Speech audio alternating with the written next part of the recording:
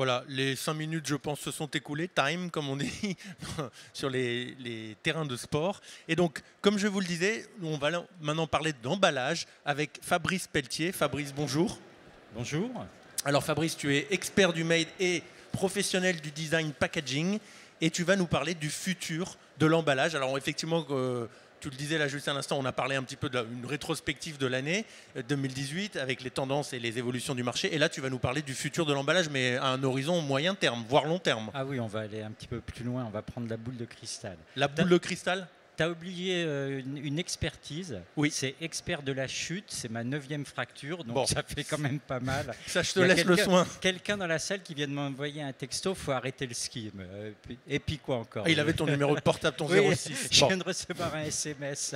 Alors, tout à fait. Alors, autre information là, tout à fait sérieuse. Pour le coup, tu vas conduire tout à l'heure un tour packaging sur le salon. Donc, c'est une visite guidée des exposants qui méritent pour leur innovation packaging et leur intérêt packaging. Donc, tu vas faire une visite guidée qui démarrera à 16h, je crois. À 16h, donc j'aurai pas le temps de rester très longtemps. Et par contre, on va tourner autour d'une dizaine de stands qui vont d'ailleurs bien illustrer les propos, enfin une partie des propos que je vais vous tenir. Et juste une dernière question, où se situera le point de rendez-vous du départ du tour packaging? Le point de rendez-vous, il est juste à la sortie de l'allée des découvertes.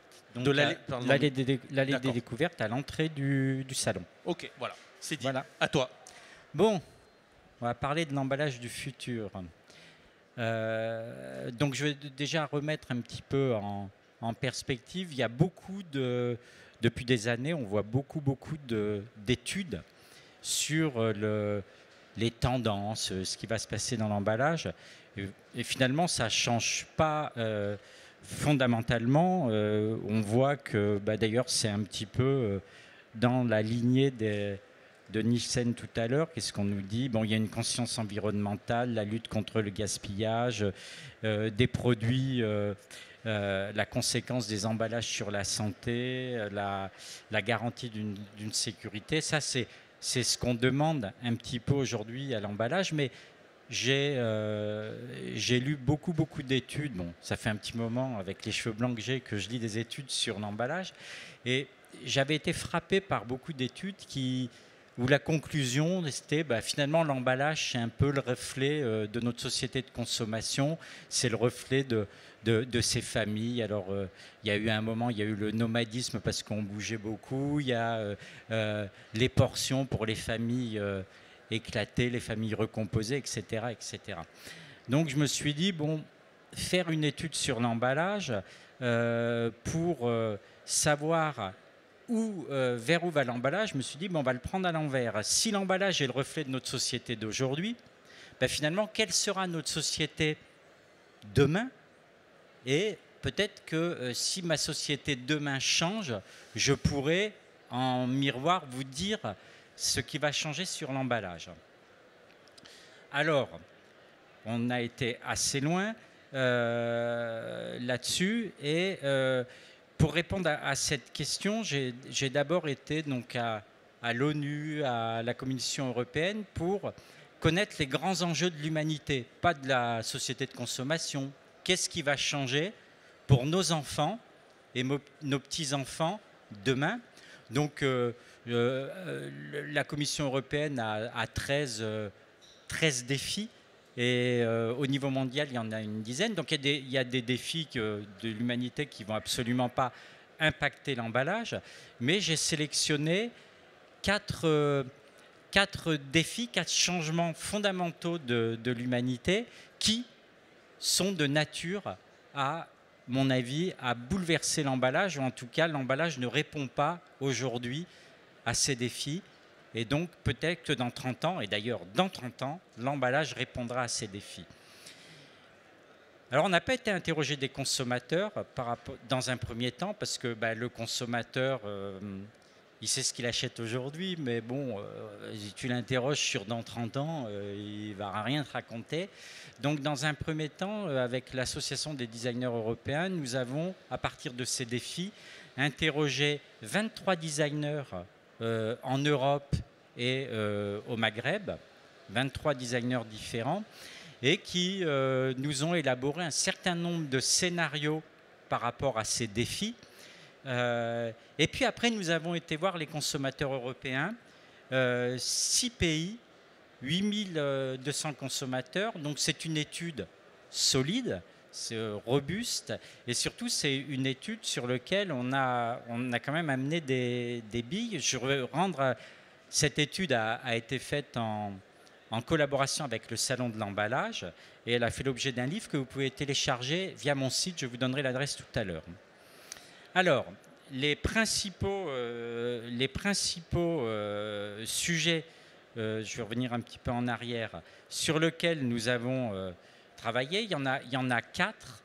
Vous allez avoir 4 thèmes: le vieillissement de la population, l'extinction des ressources naturelles, c'est une réalité, vous le verrez, l'arrivée de l'intelligence artificielle dans tous les domaines, et là nous sommes complètement dans le thème que nous avons choisi, et ce n'est pas étranger d'ailleurs, pour le salon, qui est le Figital.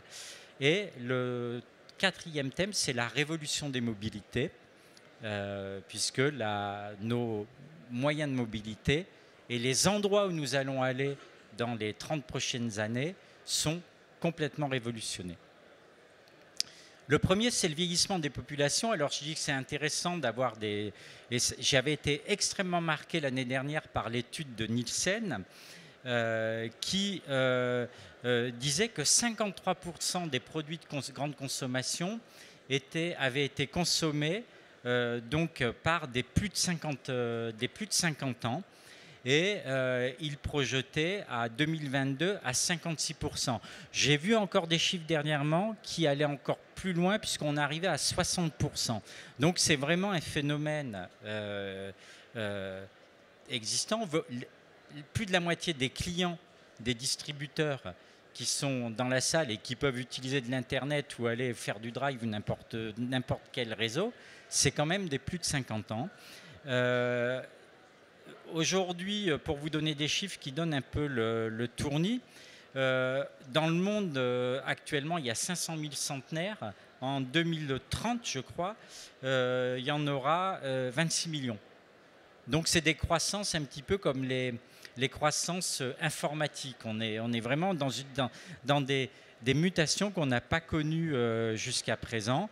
Voilà, et en Europe, cette année, on était quasiment à 19%, pas loin de 20% de consommateurs de plus de 65 ans, et ça va évoluer de 80% d'ici 2050.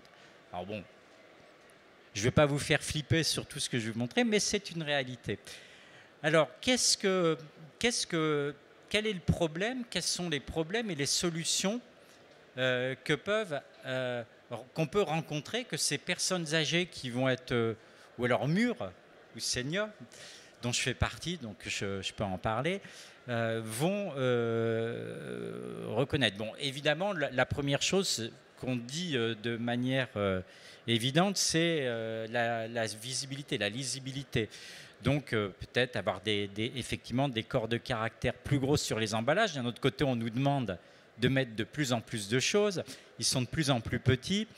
Mais il y a la couleur des textes, il y a aussi la quantité d'informations, et puis il y a ce truc incompréhensible, voilà, pour des raisons compréhensibles, pour des raisons économiques, mais en tout cas pour des raisons de clarté, c'est le nombre de langues qu'on peut avoir sur les emballages et qui perturbe considérablement ces personnes âgées.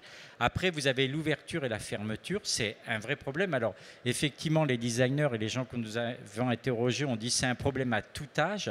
C'est un gros problème pour les personnes âgées, et en plus, c'est accidentogène, c'est-à-dire que ça peut créer des problèmes à l'ouverture. Donc, en fait, j'ai toujours envie de dire,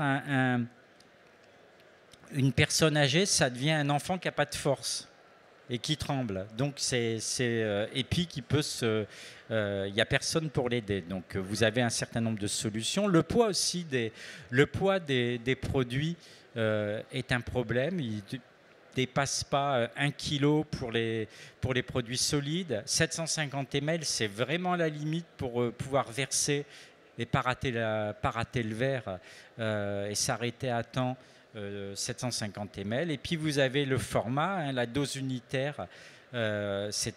En matière alimentaire, contrairement à ce qu'on pense, les personnes âgées se sous-nourrissent. Donc ils ont moins faim. Ils finissent pas toujours. Donc il faut avoir la dose, la prise en main des produits. Et puis il y a les messages. Il y a les messages. Déjà, j'étais avec un de mes neveux qui avait 15 ans et mon fils a 30 ans. Déjà, ils ne parlent pas le même langage. Donc imaginez des messages qui sont élaborés par des chefs de produits de tout frais moulu de l'école de 22 ans qui veulent être normal, dans l'air du temps et jeune, et imaginez ce que peut comprendre la cible de ces messages.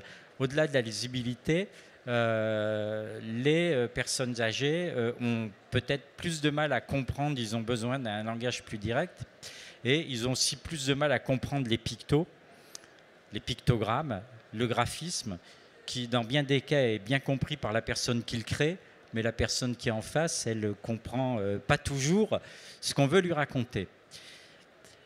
Face à ça, nous avons interrogé donc, les pays. Donc, vous voyez sur le tableau, on va être au total européen. Si vous voulez vous reporter aussi à la France, vous allez voir.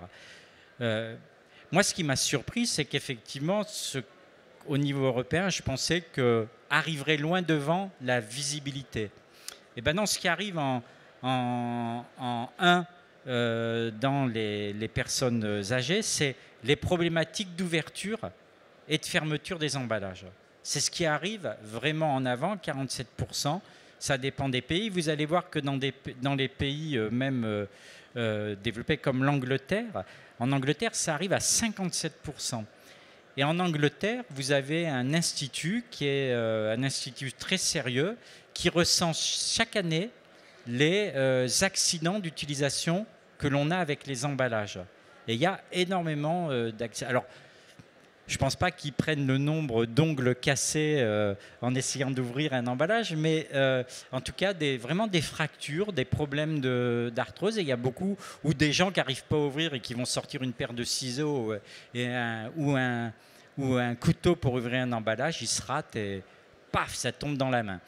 Donc, il y a vraiment ces problématiques. En 2 arrive la lisibilité et vous allez voir qu'en 3 arrive, selon les pays, le format de l'emballage et l'utilisation de l'emballage. Donc, il y a une chose est certaine, c'est que les emballages que nous avons aujourd'hui sur le marché ne sont pas adaptés à la moitié de la population qui les achète et les utilise.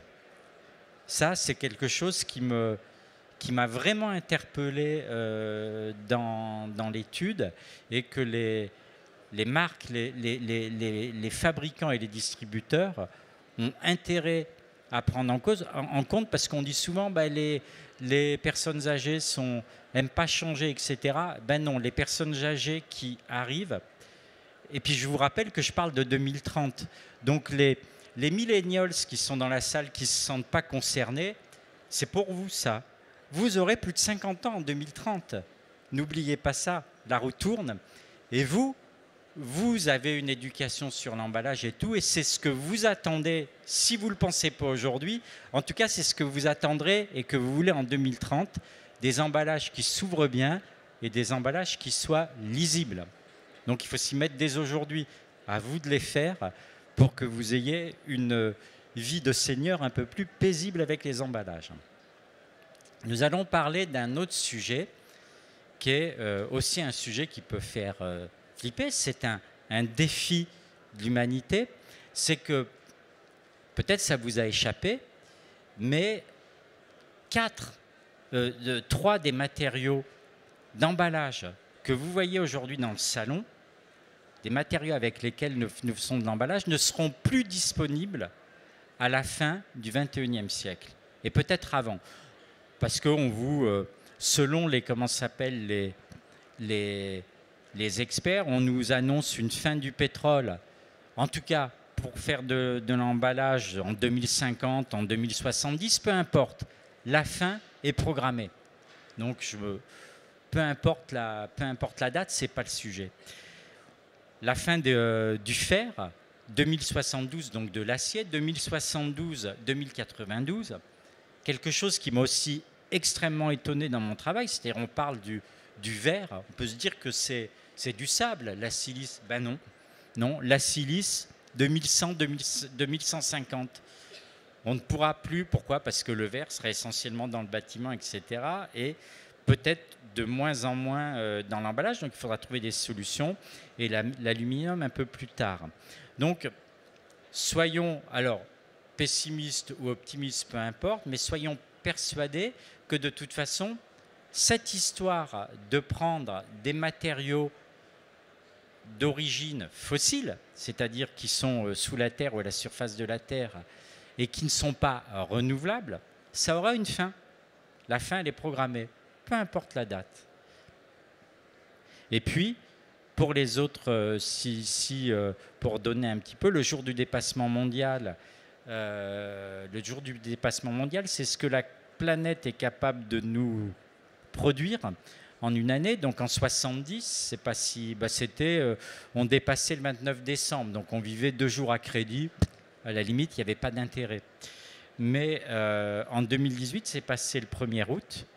Et en 2050, ça sera à peu près courant avril. Ce qui veut dire que de toute façon, si on continue au même rythme, avant la fin du siècle, on vivra une année crédit. Et là, ça sera une catastrophe, puisque on peut imaginer que la Chine, que l'Inde, que l'Afrique aura accédé à ce que nous avons, nous, sans nous poser de questions, que nous avons aujourd'hui. Et là, on va arriver à un problème certain. Là aussi, nous avons interrogé des designers. Alors, des designers qui travaillent au quotidien, finalement, parce que le boulot du designer, il est tous les jours avec des marques, avec des distributeurs à créer des emballages. On leur a demandé déjà, faut-il dès maintenant abandonner certains types d'emballages? Et les designers ont dit clairement, oui, il faut interdire. Bon, l'emballage inutile, bon, c'est une évidence. Hein. Moi, j'ai vu des emballages... effectivement, emballer des avocats ou emballer des noix de coco avec de la cellophane, j'ai vu ça. Bon, enfin, il y a quand même pas mal d'emballages inutiles. Le suremballage, trop volumineux. Les emballages composites, c'est-à-dire des emballages qui sont composés de plein de matériaux différents, puisque ça arrive à quelque chose qui est l'emballage non recyclable. Donc ils appellent à interdire les emballages non recyclables et à même peut-être à mettre, comme sur les paquets de cigarettes, fumez-tu, où cet emballage n'est pas recyclable, de le dire clairement. Et l'emballage plastique d'origine fossile, les polémiques sur le plastique ces derniers mois ne vous ont pas échappé. Il y a de plus en plus de gens qui s'interrogent sur le plastique fossile. L'épuisement des ressources naturelles, donc des idées qui ont été évoquées. Donc, limiter le nombre d'emballages, c'est-à-dire se poser la question, est-ce que finalement tout doit être emballé? Favoriser les matériaux recyclables pour réutiliser de la matière recyclée, développer les matériaux d'origine végétale, pourquoi? Parce que le matériau se renouvelle, relancer des concepts d'emballage réutilisable. Cette étude a été faite et tout ce travail a été fait entre juillet et août. Et puis finalement, on a vu apparaître Loop il n'y a pas longtemps et un concept d'emballage réutilisable. En tout cas, il y a des questions qui se posent et créer des produits qui n'ont plus besoin d'être emballés. Et là, on est dans la création du produit parce que l'emballage en lui-même n'existe pas. Hein. On parle bien d'un couple produit-emballage et c'est ce qu'on vend. Mais si on se posait aussi la question de changer le type de produit, de créer des produits qui n'auraient pas besoin d'emballage. Là, c'est un vaste chantier à lancer. L'épuisement des ressources et puis les actions. Alors, l'éducation, vous allez le voir, l'éducation, bon, ça va, ça fait quand même plus de 25 ans qu'on nous dit de recycler, etc. Donc, l'éducation, non. C'est nécessaire, vous allez voir que c'est nécessaire dans les pays. L'éducation monte dans les pays où l'emballage, où le recyclage n'est pas développé, mais plus finalement les filières de recyclage et les éco-organismes sont développés, moins on nous parle d'éducation. Par contre, ce qui monte très fort, c'est l'obligation et la répression. C'est-à-dire que après l'éducation, si ça ne rentre pas, nous allons arriver, retour au châtiment corporel, ou en tout cas à prendre un peu d'argent de poche, au porte-monnaie, la taxation, la facilitation aussi, clarifier, faciliter le tri, c'est compliqué, on n'y comprend pas grand-chose. Puis la récompense, finalement on nous fait payer des taxes, etc., mais est-ce qu'on ne pourrait pas nous récompenser quelque part en faisant ça ? Et puis de créer des nouveaux matériaux, des nouveaux modèles. C'est vrai qu'il y a toujours, vous interrogez des designers, il y a toujours un petit peu d'utopie, un petit peu de choses. Alors qu'est-ce que nous disent nos Européens ? Et là aussi, interdire le suremballage aurait pu passer en premier, parce qu'on vous dit, quand on vous parle toujours d'emballage, on vous parle du paquet de cornflakes qui a plus d'air qui est trop grand, mais pour une raison bien précise, et des emballages grands. Mais non, là, c'est vraiment la population européenne à 40% est pour interdire les emballages non recyclables. Et vous allez voir que ça se recoupe dans d'autres items. Et puis interdire le suremballage, toute forme de suremballage. Et ce qui est intéressant, qui est émergent, et d'ailleurs qui est très fort chez les Espagnols et chez les Italiens, c'est-à-dire chez les gens sur lesquels en fait on a des taux de recyclage assez faibles, c'est récompensé finalement. Est-ce qu'on pourrait être récompensé ? Parce que c'est vrai que de toute façon, si le consommateur ne fait pas le geste moi je dis d'ailleurs qu'il ne trie pas, le consommateur il recycle, c'est-à-dire qu'à partir du moment où il fait les gestes, ce qu'on appelle le geste de tri, et qui remet l'emballage dans une boucle pour qu'il soit recyclé, c'est quand même le premier geste du recyclage. Sans lui, il n'y a pas de recyclage. Donc pourquoi ne pas récompenser ? D'ailleurs, j'ai vu il n'y a pas très longtemps en Afrique du Sud des systèmes d'apport volontaire des emballages sur lesquels, c'était très malin, on gagnait à chaque fois qu'on ramenait un emballage 0,001 gramme d'or. Ça fait vachement rêver. Pour avoir 1 kilo, je pense qu'on ne l'a pas, même pas un lingot.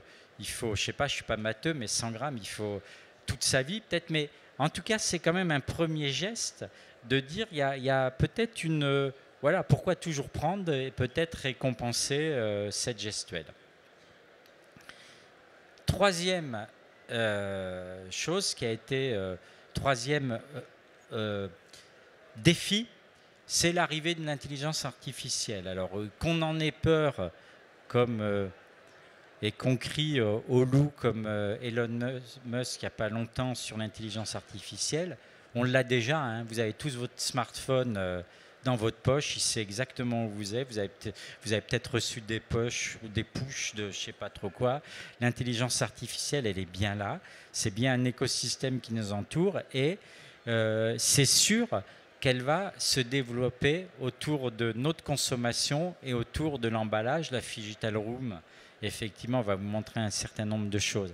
Mais ce qui est intéressant de savoir, c'est qu'est-ce que peut apporter l'intelligence artificielle, et je fais bien la différence entre l'intelligence artificielle et l'emballage connecté que l'on connaît aujourd'hui, dans l'emballage. Oui, les designers disent c'est une certitude, ça a même commencé. Oui, l'intelligence artificielle va se développer dans l'emballage. Est-ce que l'intelligence est une utopie ? Non, ce n'est pas une utopie. Leurs clients ne leur en parlent pas encore. C'est pour ça qu'on a commencé et vous en parler sur le Made. Qu'est-ce que ça va apporter ? Alors, on a vendre plus, peut-être. Vendre plus, mais j'irais même plutôt peut-être vendre mieux par des systèmes de réassort automatique qui ne sont pas loin de l'intelligence artificielle comme le dash button d'Amazon que vous avez eu. C'est-à-dire, est-ce que l'emballage, à un moment, ne va pas pouvoir recommander le produit en fonction de votre rythme d'utilisation ou de ce que vous avez programmé automatiquement et vous le recommandez automatiquement. Vendre, mieux communiquer, évidemment, plus de communiquer, le bon message à la bonne personne. On parlait de ces personnes âgées tout à l'heure, et d'ailleurs les designers ont fait le rapprochement qui avaient du mal à lire. Peut-être que leur assistant vocal leur donnera l'information, donc ils n'auront plus besoin de lire, ils auront la bonne information au bon moment.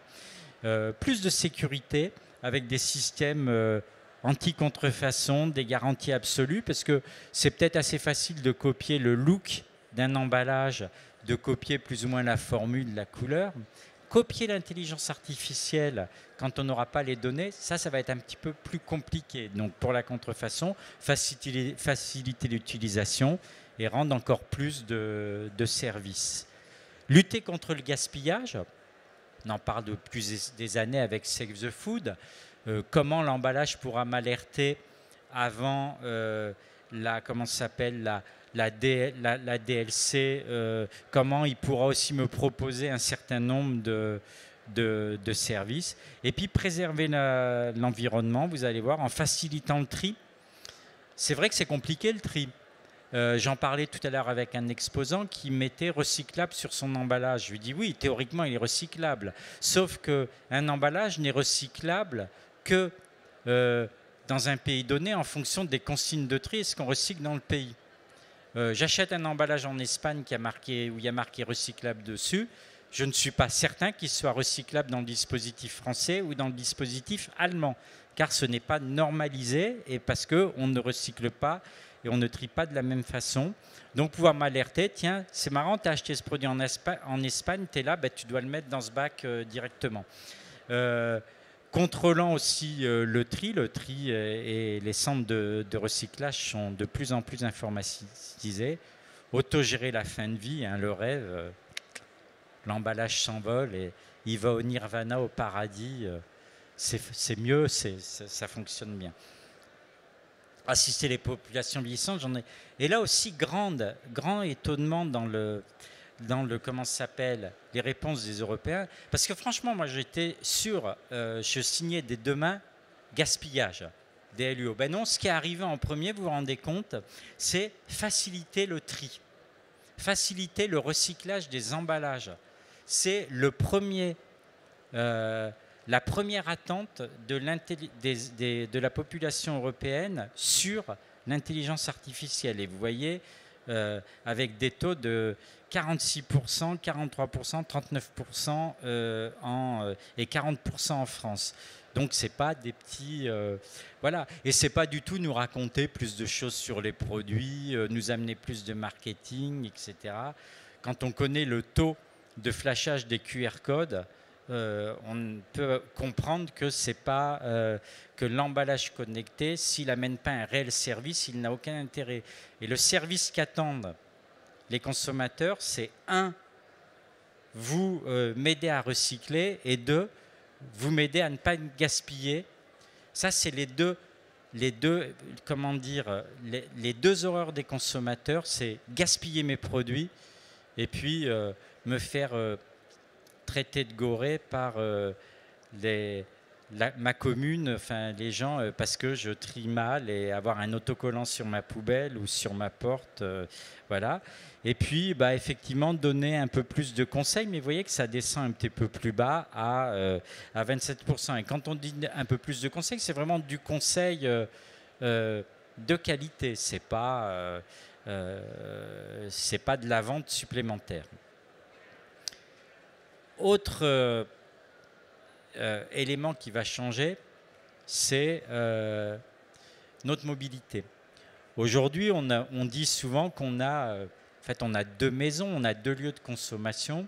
C'est notre maison, puis après c'est aussi notre bureau, notre espace de travail.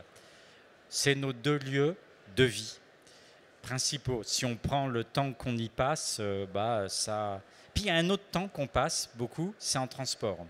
Alors aujourd'hui, en transport, quand vous voyez à Paris, je regardais encore, il y a une personne dans une bagnole, mais il passe beaucoup de temps dans les embouteillages, à tenir un volant. Et bon, dans peu d'années, en tout cas, c'est avec une certitude, dans une dizaine d'années, ils ne tiendront plus le volant. Et ils seront peut-être même plus face à la route.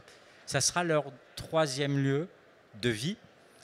Et on va y passer de plus en plus de temps dans ce 3e lieu de vie, puisqu'on va aller de plus en plus loin.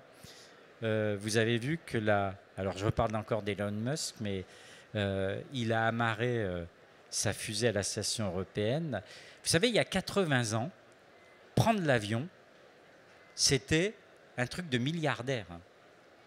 Aujourd'hui, pour les gens, prendre l'avion, c'est pas loin qu'un métro. D'ailleurs, la compagnie d'avionneurs européenne, elle s'appelle Airbus, un bus. C'est pas, c'est un bus quoi. Donc, on peut se dire que prendre une fusée pour faire du tourisme spatial, même si ça fait rêver et si ça paraît loin, dans 80 ans, ça sera peut-être pas si loin que ça, et on va passer de plus en plus de temps, on va aller de plus en plus loin. Il va falloir occuper nos voyages, et puis surtout, il va falloir manger et puis vivre dans tout ça. Alors les problèmes, vous allez voir que finalement, les problèmes de la mobilité, c'est tous les problèmes de l'emballage réunis. C'est la forme de l'emballage, la dimension, c'est la stabilité, parce que ça bouge, il ne faut pas que ça glisse. C'est des systèmes de chaud et de froid, comment on réchauffe.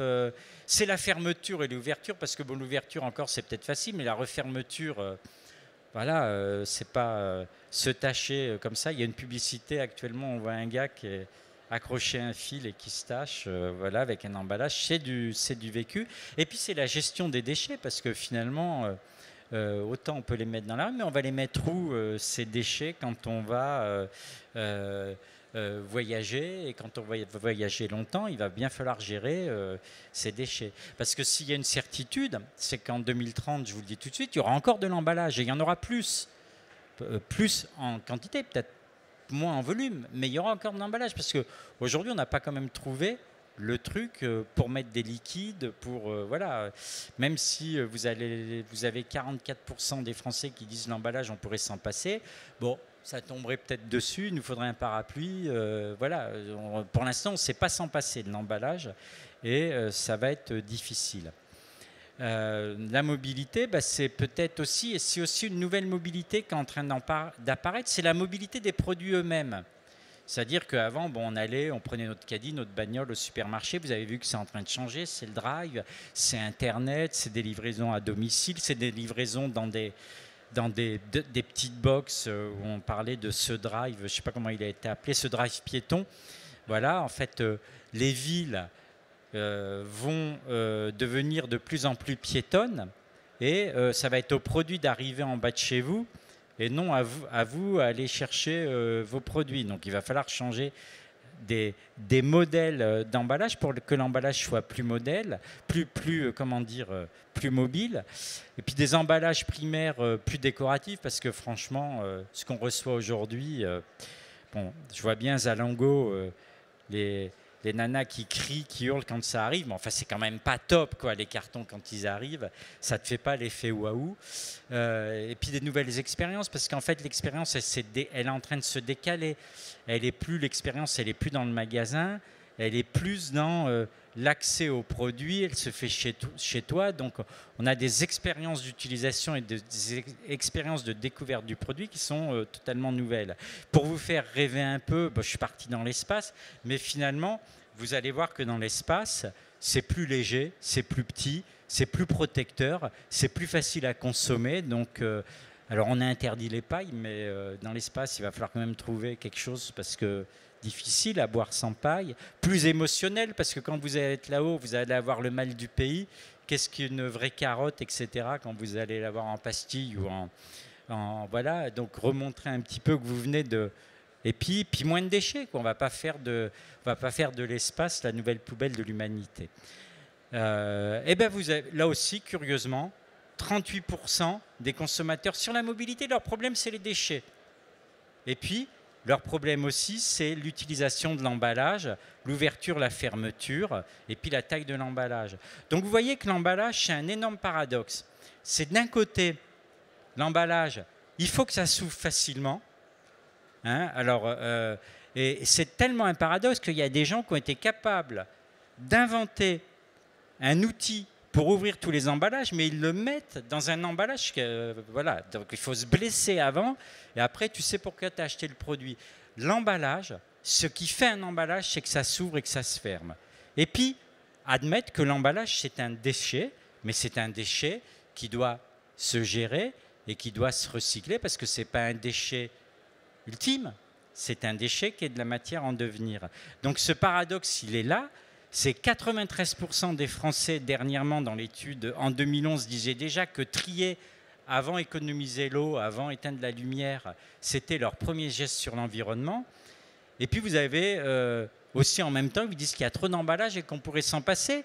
Mais 76% des Européens, ils disent, et c'est rigolo parce que ceux qui sont les plus intransigeants en Europe sur la fonctionnalité de l'emballage, vous savez lesquels?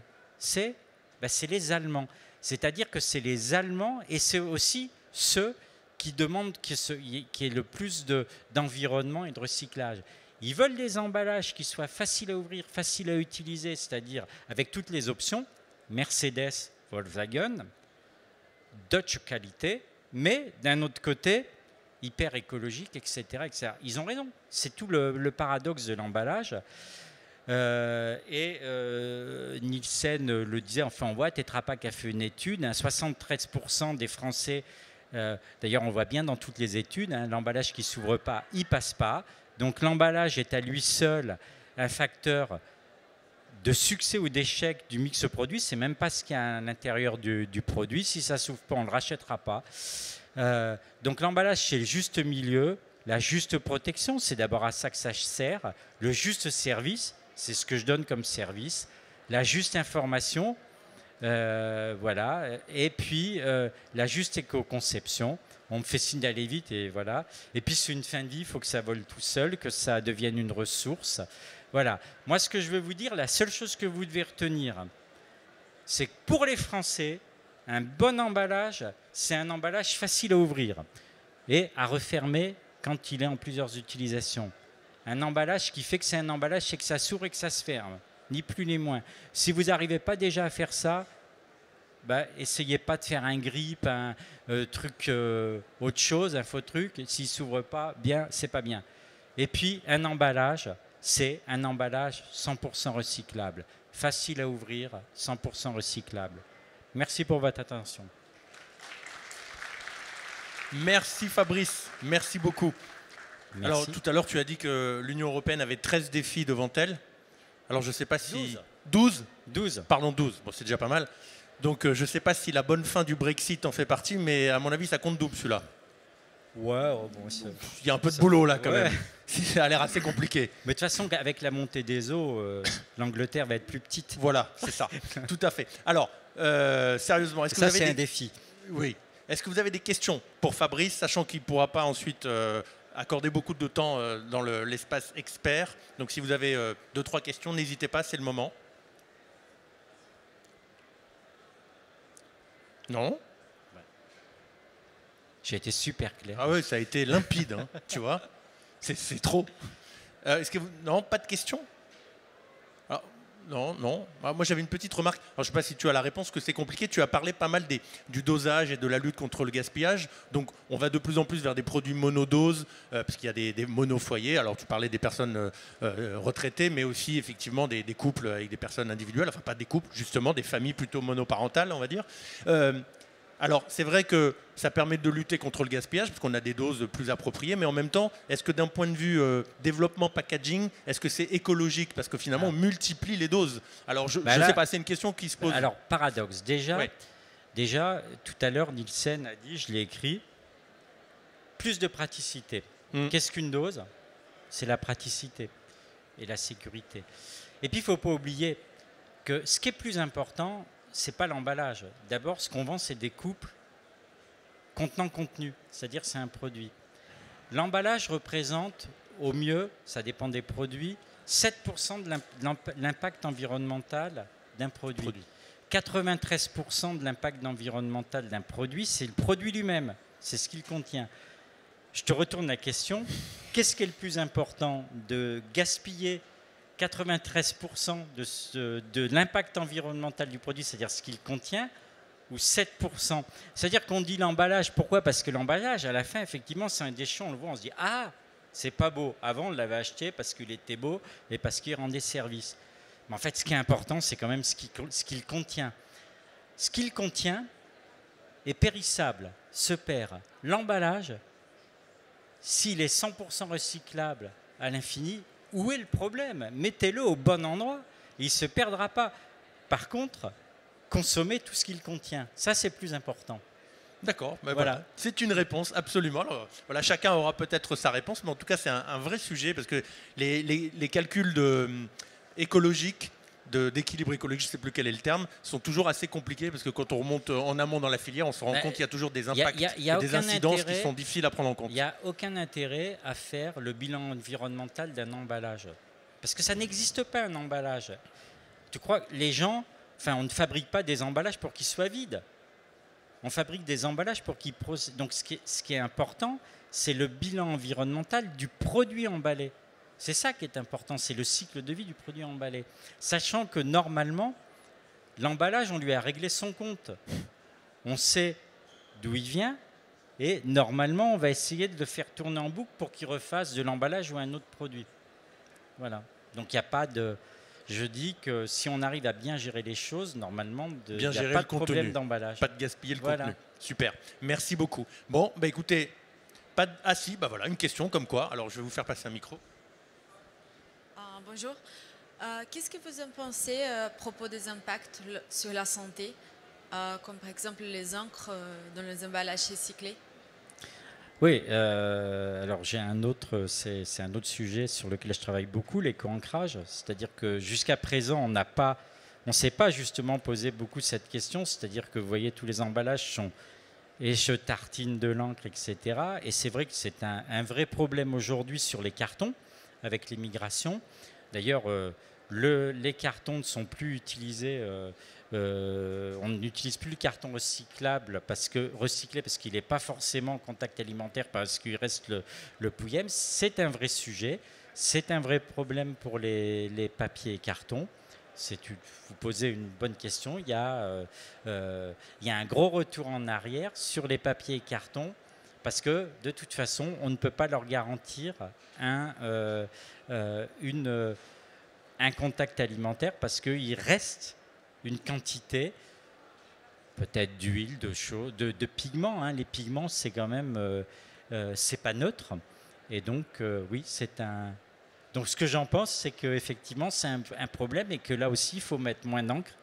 On a des méthodologies. On est en train de travailler avec Citeo là-dessus, parce que je suis le conseil de Citeo, sur ces problématiques qui sont réelles. Voilà. Il y a un problème réel dans le recyclage pour la réutilisation en emballage. Super, merci Fabrice. Je vous propose de nous arrêter là. Vous pourrez poser des questions à Fabrice si vous en avez d'autres, puisqu'il va animer donc un pack tour sur le salon. Donc rendez-vous à 16h. Hop là, bien joué.